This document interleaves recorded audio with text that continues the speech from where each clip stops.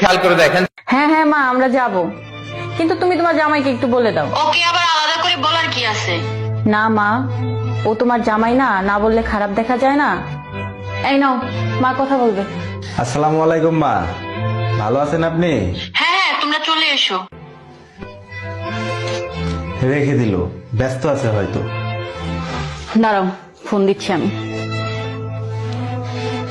আবার কি হলো? শোনো মা, তোমার বাড়ির অনুষ্ঠান তুমিই পালন করো তোমার আত্মীয়দের নিয়ে, আমরা যাচ্ছি না। এমন করে কেন বলছো? হয়তো মা ব্যস্ত আছে। দেখেছিস তো, ও ঠিক বুঝেছে আমি ব্যস্ত আছি। তুই একটু বেশি বেশি করিস।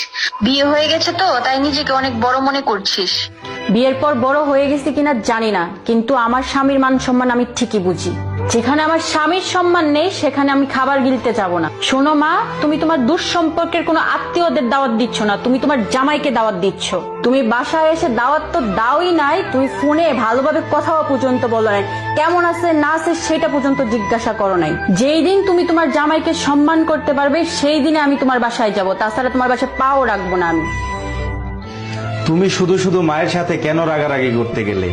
ইনকাম কম থাকলে, টাকা পয়সা না থাকলে ছেলেদের একটু একটু অপমান হতেই হয়।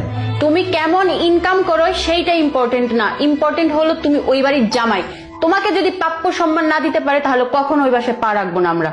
টাকা না থাকলে ছেলেদের সম্মান থাকে না, কিন্তু স্ত্রী যদি পাশে থেকে সাপোর্ট দেয় তাহলে যে কোনো পরিস্থিতিতে ছেলেরা মানসিকভাবে শান্তিতে থাকতে পারে।